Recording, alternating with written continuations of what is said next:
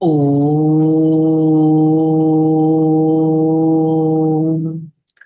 శాంతి. ఓం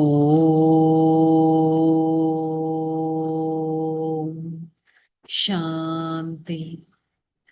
ఓం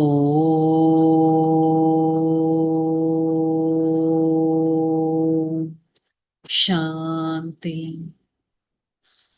ఓం శాంతి.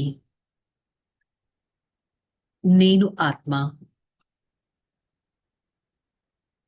ఈ సృష్టి చక్రంలో ఒక అనంతమైన పాత్రను చేసేవారిని, ఉన్నతమైన పాత్రదారుడను, సత్యమైన స్వచ్ఛమైన మార్గంలో నడిచేవారిని.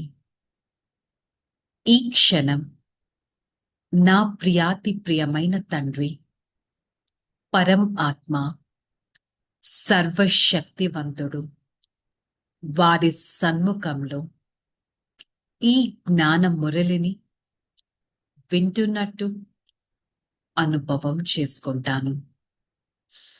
ఓం శాంతి. ఓం శాంతి. మురళి డేట్ 3/7/2025.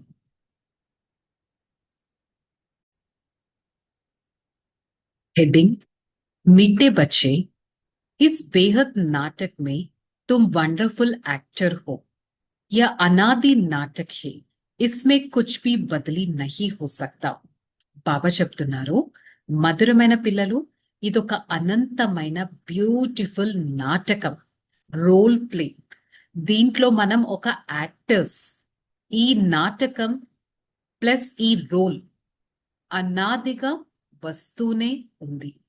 ఏది తేడా, డిఫరెన్స్ అనేది లేదు.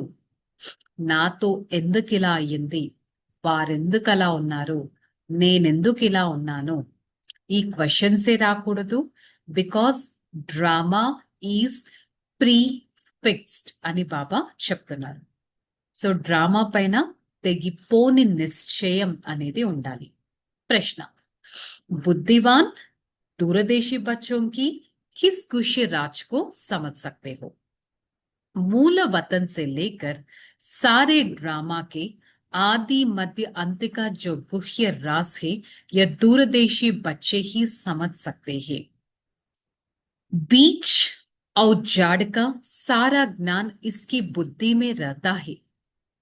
वह जानते हैं यह बेहद की नाटक में आत्मा रूपी एक्टर जो यह चोला पहनकर पाठ बजा रहा है, उसे सतयुग से लेकर कलयुग तक पाठ बजाना है.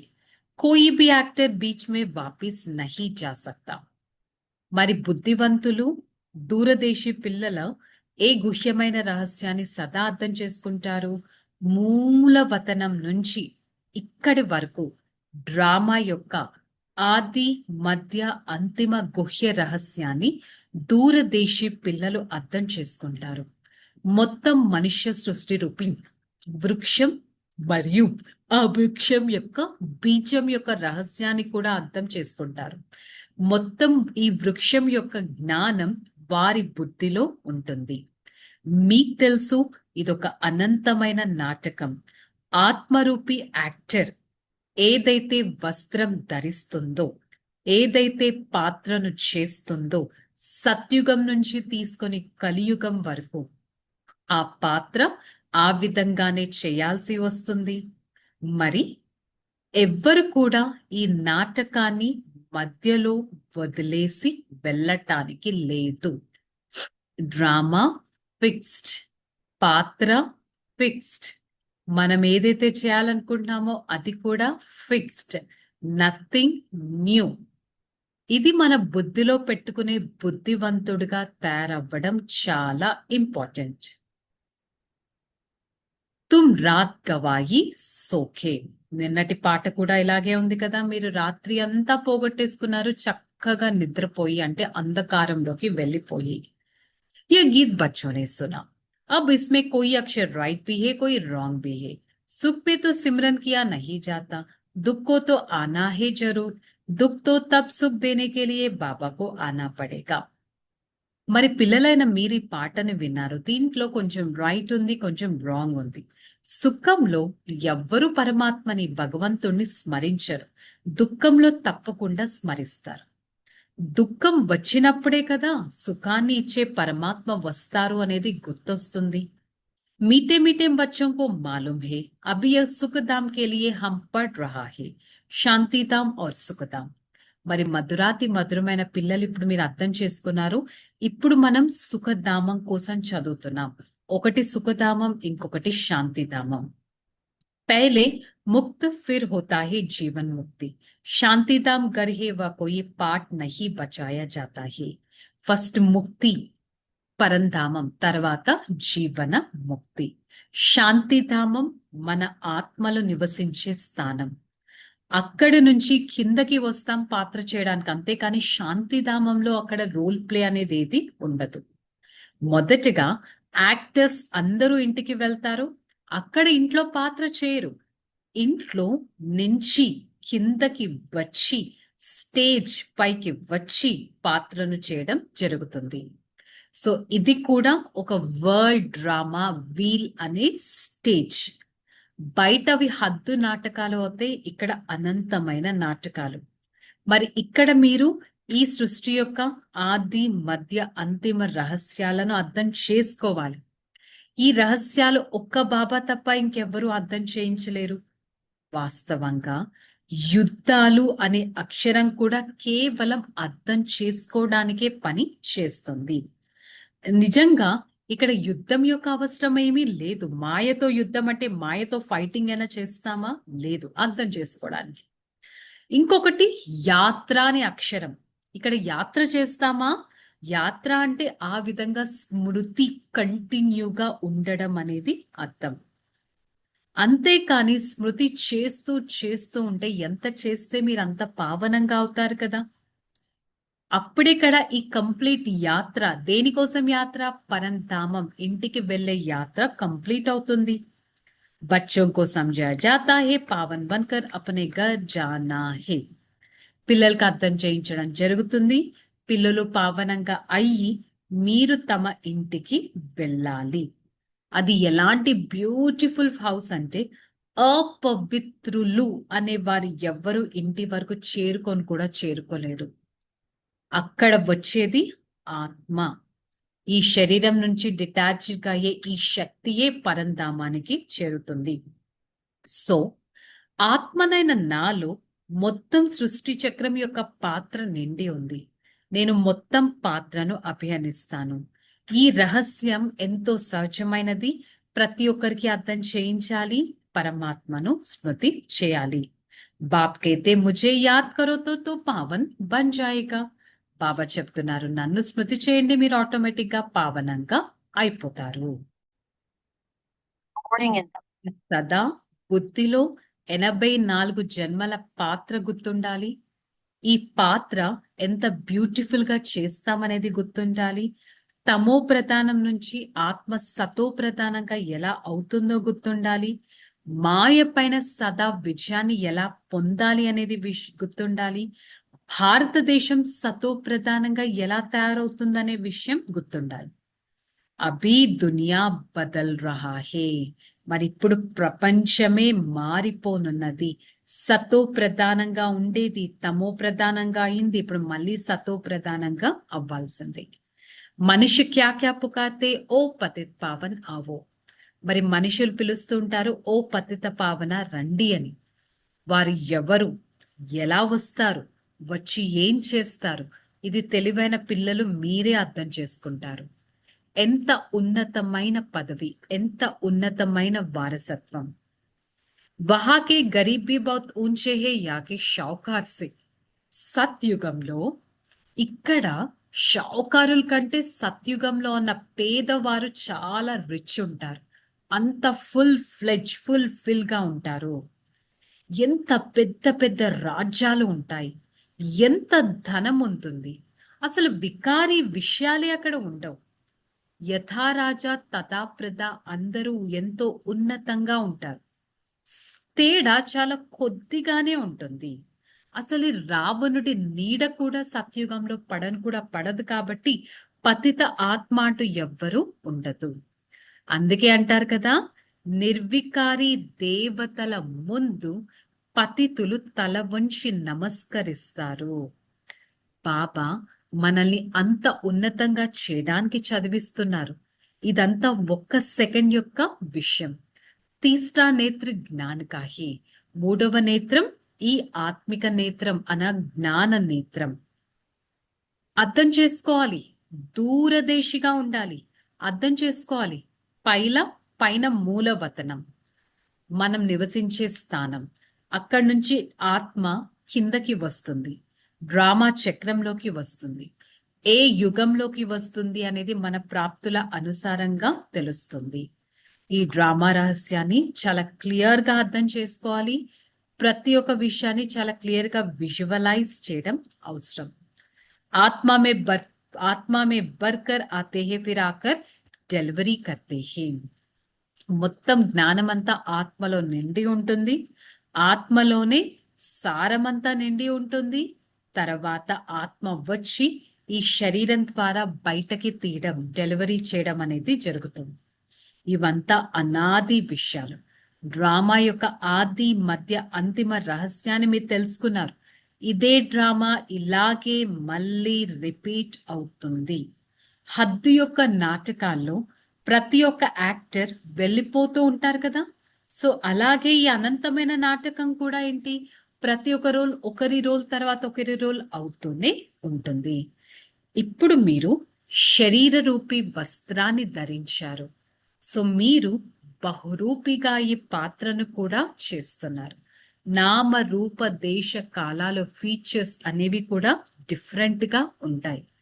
సో బాబా మనకి ఈరోజు డ్రామా రహస్యాన్ని చాలా డీటెయిల్డ్ గా అర్థం చేయించారు. ఏ విధంగా ఈ మొత్తం వృక్షం యొక్క ఉత్పత్తి, పాలన, సంహారం ఎలా జరుగుతుంది అనే విషయం పైన కూడా మనకి అర్థం చేయించారు. బాబా ప్రతి విషయాన్ని చాలా క్లియర్ కట్ గా అర్థం చేసుకొని ఇతరులకు అర్థం చేయించి ఇతరులకు ఒక పురుషార్థి జీవితాన్ని చూపిస్తారు. మనిషి कहते हैं 6-7 वर्ष में इतना अनाज होगा जो बात मत पूछो. మనుషులు చెప్తారు 6-7 సంవత్సరాల్లో ఇంత ధాన్యం వస్తుంది అని. అసలు ఆ విషయమే అడగండి, వారి ప్లాన్స్ ఎలా ఉన్నాయి. కానీ నేలలో అంతటి ధాన్యం వచ్చే అంత సారం నిండి ఉందా? ఏవేవో సైన్స్ ఇన్వెషన్స్ చేస్తూ ఉంటారు. కానీ ఇప్పుడు పరమాత్మ ఈ ఆత్మిక విద్య ద్వారా మనకి అసలైన సత్యమైన మార్గాన్ని చూపిస్తున్నారు. ఎంతో యుక్తితో మనం ఉన్నతి అనేది కూడా చేసుకోవాలి. तो अपनी उन्नति करना है तो सवेरे सवेरे स्नान और एकांत में बैठकर चक्र पे लगाओ. तंदुरुस्ती के लिए पैदल करने भी अच्छा है. बाबा की याद करेंगे तो ड्रामा का राज बुद्धि में रहेगा, कितना कमाई है. మరి మీ ఉన్నతి చేసుకోవాలంటే బాబా మనకిచ్చే యుక్తి ఏంటి? పొద్దున్నే లెగండి, చక్కగా పొద్దున్నే స్నానం చేయండి, ఏకాంతంలో కూర్చోండి, బాబాని స్మృతి చేయండి, లేకపోతే వచ్చి సెంటర్లో అన్న కూర్చోండి. మీ అనారోగ్యాన్ని కాపాడుకోవాలంటే చక్కగా నడుస్తూ ఉంటే అనారోగ్యం నిలుస్తుంది, బాబా స్మృతి ఉంటే అనారోగ్యం నిలుస్తుంది. ఇదే కదా సత్యమైన సంపాదన. దీంట్లో మీకు ఎలాంటి డిఫికల్టీ అనేది కూడా లేదు. మొత్తం జీవితపు కథను బాబా ఇక్కడ మనకి క్లియర్ గా అర్థం చేయిస్తారు. మరి మనం ఎంతగా భగవంతుడి పరిచయాన్ని ఇతరులకి ఇవ్వగలుగుతున్నాం అనేది చెక్ చేసుకోవడం చాలా ఇంపార్టెంట్. दाना बुद्धि का ज्ञान है, चिंतन में बिजी रखने की आदत डालनी है. బుద్ధిలో జ్ఞాన చింతనతో బిజీగా ఉండే అలవాటును చేసుకోవాలి. ఏకాంతంలో కూర్చోవాలి, విచార సాగరం మంతనం చేసుకోవాలి. ఎందుకంటే బాబా స్మృతియే మనకి సత్యమైన సంపాదన. దూరదేశిగా ఈ అనంతమైన నాటకాన్ని చాలా క్లియర్ గా అర్థం చేసుకోవాలి. ప్రతి ఒక్కరి పాత్రను సాక్షిగా అయి చూడడం చాలా ఇంపార్టెంట్. వరదానం మధురతా के वरदान द्वारा सदा आगे बढ़ने वाले श्रेष्ठ आत्मा भव. మధురత వరదానం ద్వారా సదా ముందుకు వెళ్లే వారి శ్రేష్టమైన ఆత్మలు. స్లోగన్ హర్ పరిస్థితి में राजी रहो तो राजयुक्त बन जाएगा. ప్రతి పరిస్థితిలో రాజీగా ఉన్నట్టయితే రాజయుక్తంగా తయారవుతాము. మరి ఈరోజు మురళి యొక్క హోంవర్క్, నేను ఆత్మ ప్రతి ఒక్కరితో సాక్షిగా అయ్యి చూస్తాను. సాక్షిగా అయ్యి ప్రతి ఒక్క రోల్ని ఎంతో ఎంజాయ్ చేయడానికి ప్రయత్నిస్తాను. ఓకే, చలో రిలాక్స్. ఓం శాంతి. నేను ఆత్మ స్థిరమైన చైతన్యమైన సత్యుగి నివాసిని. నేను ఆత్మ సదా సతోప్రధానంగా ఉంటూ మనసా వాచా కర్మన పరమాత్మ స్మృతిలో ఉంటూ మూలవతనం, సూక్ష్మవతనం, స్థూల లోకపు స్మృతిలో ఉంటూ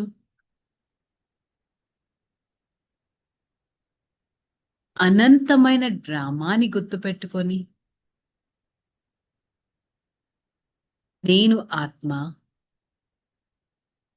సతో ప్రధానంగా, నేను ఆత్మ సేవాదారిగా, నేను ఆత్మ సంపన్నమైన ఆత్మగా ఉండటానికి ప్రయత్నిస్తాను. మనస్స సత్యమైన మార్గంలో నడుస్తూ ఈశ్వరీయ ఒడిలోకి చేరుకున్నాను అనే అదృష్టాన్ని సదా మెయింటైన్ చేస్తాను. I, the soul, a detached being, I always be a true observer,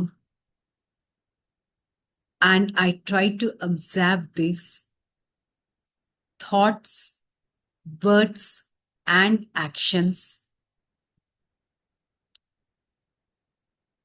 which I could experience from the Supreme Father. Father is everything to me. I, the soul, radiates the peaceful vibrations into this world and come close to the Father who is in Parandham, the one who experiences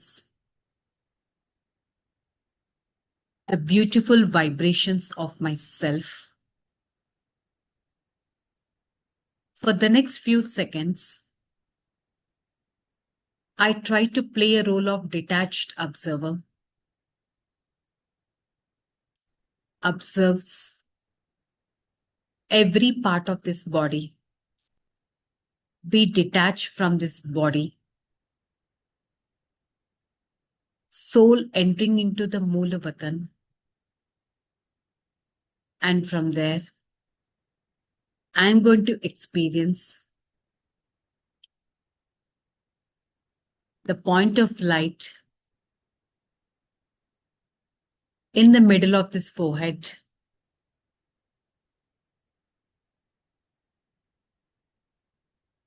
I experience the point of light as the Supreme Father, and I experience the thoughtfulness of the Supreme Father by coming close to him. Father is everything to me, who makes me to become an unforgettable personality, where my Father makes me to come close to the Father and be a detached observer. Om Shanti, Shanti, Shanti. I, the soul, take the pure vibrations from the Supreme Father, the vibrations filled with the Father's power. Spread such vibrations to every part of this body.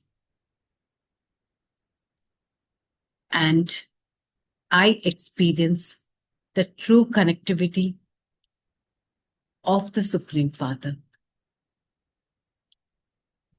Om Shanti, Shanti, Shanti. I, the soul, take the connectivity from the Supreme Father. Spread that connectivity to every part of this body and try to be a detached and a powerful observer. Om Shanti.